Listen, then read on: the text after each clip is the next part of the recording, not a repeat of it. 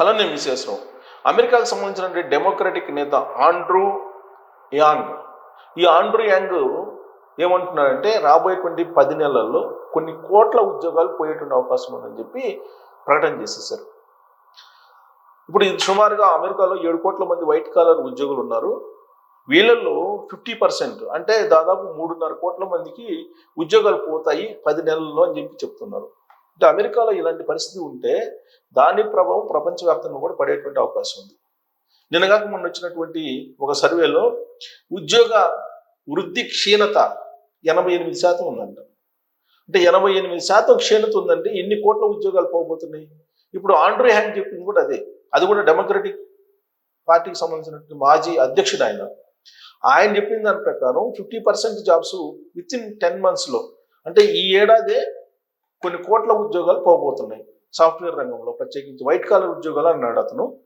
Software రంగంలో ఎక్కువ పోయేటువంటి అవకాశం ఉంది. ఓవరాల్గా వైట్ కాలర్ ఉద్యోగాలు దాదాపుగా కొన్ని కోట్ల మంది ఉద్యోగాలు కోల్పోయేటువంటి అవకాశం ఉంది. అప్పుడు పరిస్థితి ఏంటి?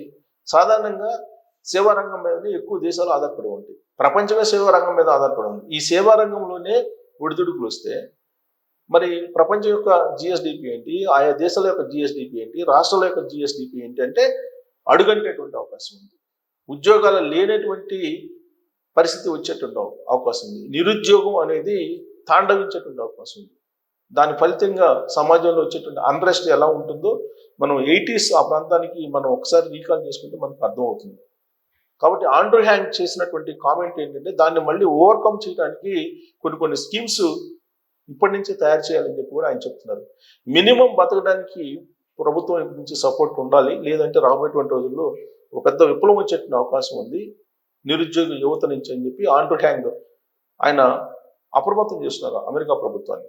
అమెరికాలోని ఇలాంటి పరిస్థితి అంటే అభివృద్ధి చెందుతున్నటువంటి మనలాంటి దేశాల్లో ఎలాంటి పరిస్థితి ఉంటుందంటే భయానకమైనటువంటి పరిస్థితుల్లో రాబోయేటువంటి రోజులు ఎదుర్కోబోతున్నాము. ఆర్థిక చిన్నాభిన్నాన్ని మనం చూడబోతున్నాం అని చెప్పి ఆర్థికవేత్తలు చెప్తున్నారు. ఎందుకంటే సేవా రంగం దెబ్బతిందంటే సపోజ్ తెలంగాణ ఉంది, తెలంగాణకు సంబంధించినటువంటి జిఎస్డిపిని నిన్ననే క్యాలిక్యులేట్ చేసి భారతదేశంలో 7వ ప్లేస్లో ఉంది, 8వ ప్లేస్లో ఆంధ్రప్రదేశ్ ఉంది. దీంట్లో తెలంగాణలో కేవలం సేవా రంగం మీద, అలాగే టెక్నాలజీ అండ్ సేవా రంగం ఈ రెండింటి మీదనే మొత్తం జిఎస్డిపి ఆధారపడి ఉంది. మరి సాఫ్ట్వేర్ రంగం దెబ్బతింటే తెలంగాణ పరిస్థితి ఏంటి? తెలంగాణకి హైదరాబాద్ అనేది గ్రోత్ ఇంజన్. మరి అలాంటి ఇంపార్టెంట్ ఇంజన్ దెబ్బతింటే తెలంగాణ రాష్ట్రం ఏమైపోతుంది రాబోయే రోజుల్లో? మరి సేవారంగం మీద, కేవలం సేవారంగం మీదనే ఎక్కువ ఆధారపడిన రాష్ట్రాల పరిస్థితి అండి. కర్ణాటక కూడా అంతే, బెంగళూరులో బాగా సేవారంగం మీద బాగా వస్తున్నాయి డబ్బులు. మరి ఈ సేవారంగం మీద విపరీతమైనటువంటి ఎఫెక్ట్ పడే అవకాశం ఉంది అని అంటున్నారు. వైట్ కాలర్ జాబ్స్ కంప్లీట్గా 50% పోయే అవకాశం ఉందని చెప్పి అంటున్నారు. మరి ఇదే జరిగితే రాబోయే రోజుల్లో మన పరిస్థితి ఏంటి అనే దాని మీద మీరు కామెంట్ చేయొచ్చు. Thank you.